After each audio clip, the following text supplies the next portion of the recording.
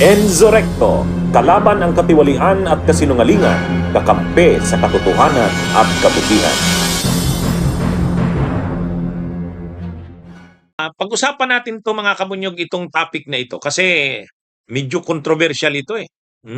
Bakit naman maganda naman yung ginagawa ni Ombudsman Buying, ah, na maganda nga yung kanyang mga ginagawa tapos may mga nagsusulong pa ng impeachment niya. Yan ang pag-usapan natin. Bakit?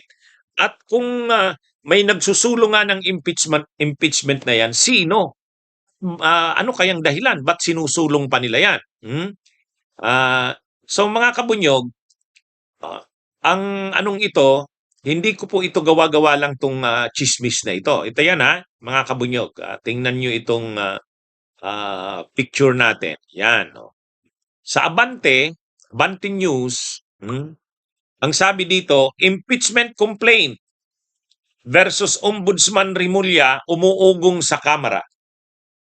O yan mga kabunyog impeachment complaint versus Ombudsman Rimulya umuugong sa Kamara.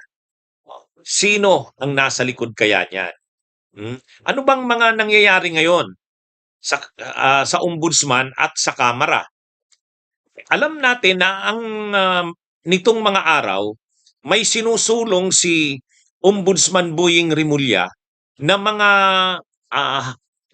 mayroong mga sinusulong na kaso si Ombudsman Buying Rimulya na nai-involve ang Kamara. Ang isa diyan yung mga tinatawag nating contractors o mga kongresista na contractors. Walo ang pinangalanan na mga contractors.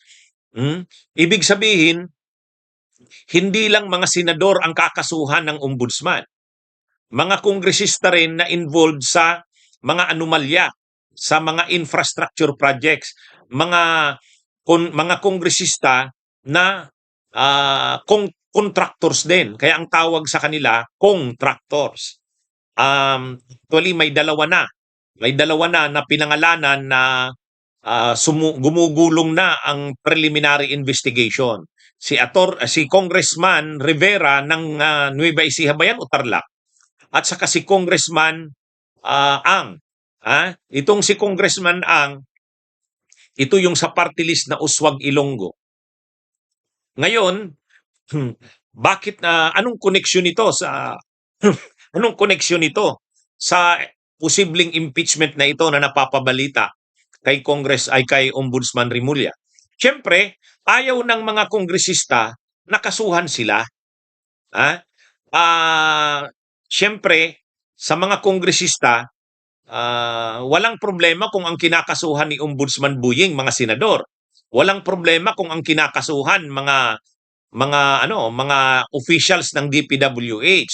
Pero pag kongresista na ang kinasuhan mo, siyempre aalma ang mga kongresista. Saan ba nagsisimula ang impeachment? Nagsisimula ang impeachment sa Kamara.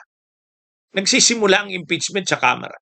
Kaya posibleng ito, parang pang-pressure kay Ombudsman Buying na wag mong kung may pinaplano ka nakasuhan ang mga kongresista, medyo anuhan mo, medyo magrenda-renda ka.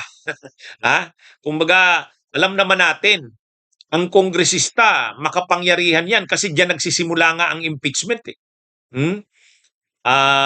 Ang impeachment kasi magagamit sa mabuti, magagamit sa masama. Halimbawa, yung impeachment kay Sara Duterte, yon para sa mabuti yon. Ibig sabihin, pigilan. Kumbaga, panagutin si Sara Duterte. Yun, yung paggamit ng impeachment sa Kamara, mabuti yon. Pero itong kay Ombudsman Buying Rimulya, kung sinusulong ang impeachment sa Kamara laban sa kanya, hindi ito mabuti. Kasi isusulong yung impeachment sa Kamara para ma-pressure si Ombudsman Buying na wag niyang kasuhan ang mga kongresista. So, pananakot ito sa kanya, pamimereasure ito sa kanya. Kaya ito mga kabunyog. Ang isa pa, tandaan natin na si dating Speaker Martin Romualdez, tinutuloy ni Ombudsman Buying yung kaso ni dating Speaker Martin Romualdez. Tinutuloy. Sa katunayan, yung 8 mga miyembro ng mga ex-Marines, 8 doon sa 18 ay kinuna na ng sinumpaang salaysay. At pinirmahan na ito. Pinirmahan na ito ng ng mga ex-Marines na yon at gagamitin yon laban kay Martin Romualdez. Ganon din si dating DPWH Secretary Bunuan. Magiging state witness na si Bunuan, gagamitin din laban kay Martin Romualdez. So ibig sabihin, medyo seryoso ang kaso laban kay Martin Romualdez. Ay syempre, si Martin Romualdez dating speaker yan. Dating speaker yan at marami pa yang kakampi sa loob ng Kamara. Kaya hindi nakapagtataka kung gumalaw ang mga tao rin ni Martin Romualdez, pressurein si Ombudsman Buying na wag mong ituloy ang mga pinaplano mong mga pagkaso. Kaya sa totoo lang mga kabunyog, mga kababayan, medyo mahirap talaga ang kalagayan ni Ombudsman Buying Rimulya. Kasi marami siyang nakakalaban eh. Marami siyang nakakalaban. Kalaban niya yung mga senador. Kalaban niya rin ang mga kongresista. Kaya kalaban niya yung mga officials ng ehekutibo. Ganun talaga eh. Kapag ombudsman ka talaga, marami ka talagang makakalaban. Kung gusto mo talagang panagutin ang lahat ng sangkot, talagang makakalaban. Pero ang isang mahirap dito, itong mga kongresista. Kasi nga, gusto ni Ombudsman Buying kasuhan ang mga kongresista. Hindi kasi pwedeng ang kakasuhan lang ay sila Marcoleta, sila Jingo Estrada, sila Bong Revilla. Hindi pwede. Kahit dapat yun mga kongresista, kasuhan din. Kasi laging bukang bibig ng mga DDS. Ang kinakasuhan lang daw, selective justice. Yung mga kakampi lang daw ng Duterte. At mga senador daw ang kinakasuhan. Ang mga kongresista daw hindi. So ngayon, ang ginagawa ni Ombudsman Buying, inanunsyo na may kakasuhan ng mga kongresista, yung tinatawag na mga contractors. Dalawa na, yung sinimula na yung preliminary investigation. Yung congressman ng Tarlac Bayan, si Rivera, at saka si Congressman Ang, yung Uswag Ilonggo. Contractor yun eh. Mayroon pang iba, 8 daw yan, 8. 2 pa lang yung unang sinampahan ng kaso na preliminary investigation. At si dating Speaker Martin Romualdez, tuloy ang kaso.